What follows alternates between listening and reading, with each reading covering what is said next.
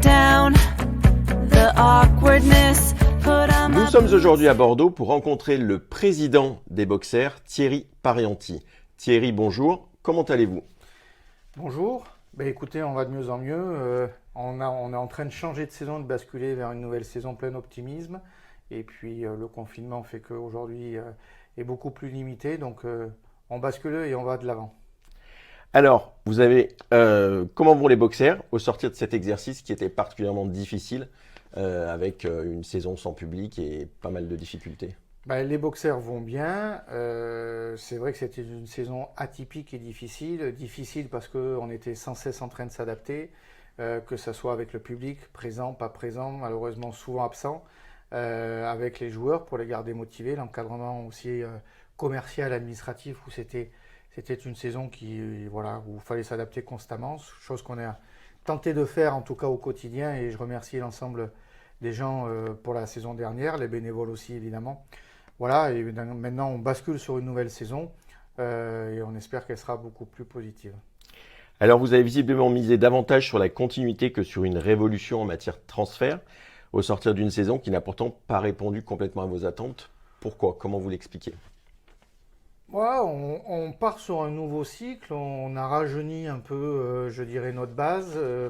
Il y a quand même quelques changements.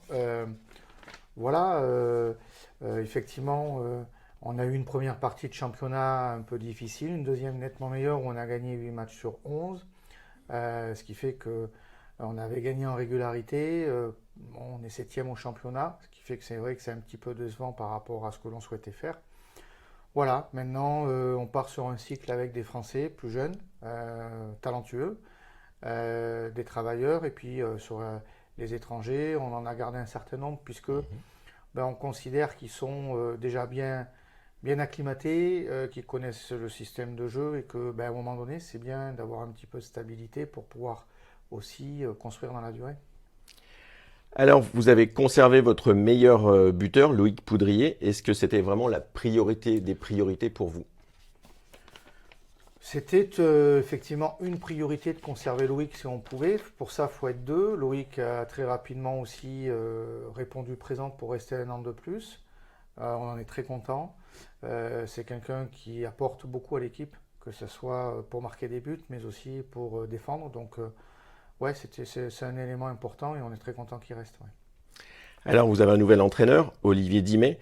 Qu'est-ce que vous attendez de lui en termes de résultats pour la saison prochaine et puis en termes de structuration de club ?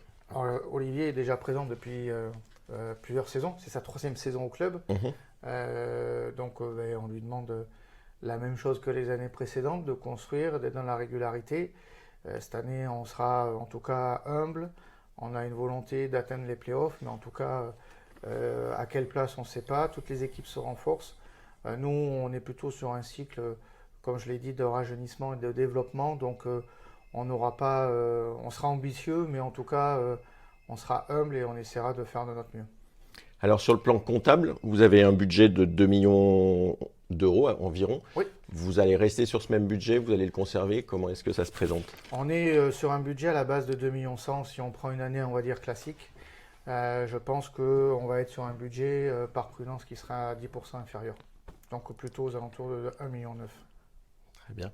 Est-ce que vous avez eu à gérer des demandes de remboursement d'abonnement de la part de supporters ou bien des prestations non fournies de la part d'annonceurs ? Alors concernant les annonceurs, on a eu un taux de fidélité de 90 à 92%. Donc ça, c'est très important. Donc on les remercie évidemment.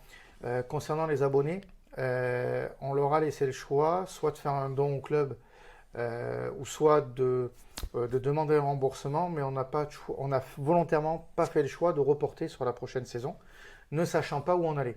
Donc en fait, ils avaient une alternative qui était soit je donne, soit je reprends pour me réabonner le cas échéant.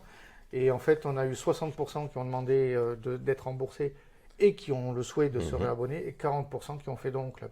Donc oui, on a remboursé en fait des abonnés, mais ce qui était aussi légitime, sur uniquement le quota pour lequel ils n'avaient pas pu assister. Assister au match, très bien. Le rachat actuel du club de foot des Girondins, est-ce que pour vous, il risque de détourner du hockey des sponsors majeurs du club ? Non, franchement, aujourd'hui, on a notre propre base de partenaires. Les partenaires qui sont venus au hockey, ils viennent parce qu'ils aiment un sport indoor, parce qu'ils aiment l'ambiance que ça dégage, que ça soit le jour d'un match avec le côté festif, famille, ou que ça soit à travers notre club entreprise. Donc, je dirais que non. Et puis, plus il y a de sports d'élite sur Bordeaux, et mieux c'est. Donc, non, franchement, je suis pas en tout cas sur ce courant-là. Au contraire. On souhaite même le meilleur aux Girondins. Ouais.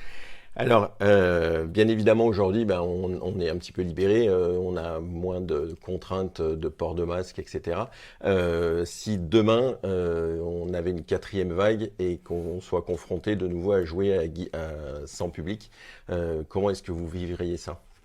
Déjà, on le vivrait avec tristesse, parce que partager avec le public, c'est l'essence même du sport. Après, cette année, on a joué sans public pour diverses raisons. Et il est important de jouer aussi. Après, on a eu des aides de l'État. Voilà, donc l'un dans l'autre, on a fait du mieux qu'on puisse. Mais en tout cas, on souhaite que ça ne se reproduise pas, quoi. Alors, une dernière question. Qu'est-ce que vous a inspiré la querelle juridico-médiatique entre Grenoble et la Fédération pour l'attribution du titre de champion de France à Rouen? Ouais, j'ai pas de commentaire à faire. Nous, on n'est pas champions. Ils défendaient chacun leur position. Je trouve que ça soit médiatique, c'est pas comme ça qu'on règle les choses, mais j'ai pas de commentaire à faire. Très bien. Eh ben, merci beaucoup pour cette interview et bonne préparation estivale et à bientôt sur la glace à Bordeaux. Beaucoup.